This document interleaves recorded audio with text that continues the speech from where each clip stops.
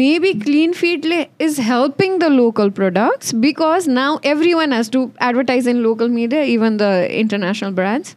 किनभने अब जुन इन्टरनेसनल एड इन्डियन एडको एक्सपोजर थियो तपाईँले अघि पेप्सोडेन्टको नाम लिनुभयो पेप्सोडेन्टको इन्डियाको एडको एक्सपोजर थियो र पेप्सोडेन्ट यो बजारमा बिकिरहेको थियो भने now a local brand maybe say brighter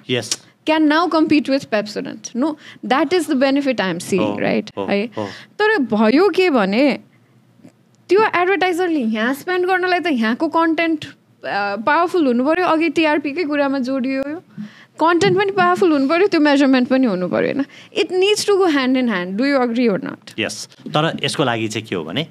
हाम्रो कन्टेन्ट पावरफुल हुनको लागि त इन्भेस्टमेन्ट चाहियो त्यसको लागि एडभर्टाइजमेन्ट चाहियो फेरि इन्भेस्टमेन्ट मात्र भएन एडभर्टाइजमेन्ट मात्र भएर भएन त्यो मिडिया हाउसले आफ्नो ट्रान्सपरेन्सी चाहिँ मेन्टेन गरेको छ कि छैन नि फेरि इन्कम चाहिँ गरेको छ अनि कन्टेन्टमा इन्भेस्टमेन्ट नगरेर सबै चाहिँ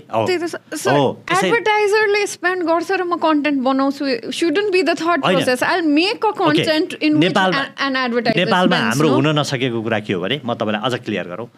संसारभरि अघि सुदीपजी त्यसमा प्रवेश गर्नुभएको थियो तर बिचमा हामी डेभिएट भयौँ अहिले ठ्याक्कै मलाई रिकल भयो संसारभरि चाहिँ के हुन्छ भने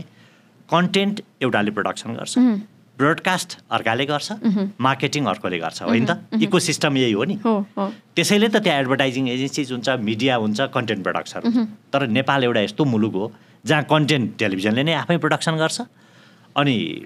मार्केटिङ एजेन्सिजले कन्टेन्टलाई मार्केटिङ गर्ने भन्दा पनि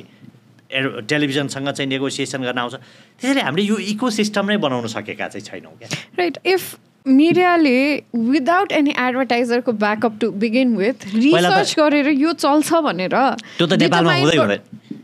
भएकै छैन यस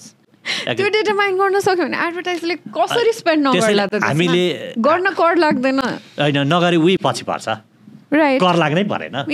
या हैन यु हेभ डेटा प्रुफ भने व्हाई नट यस व्यास मिडिया नेटवर्क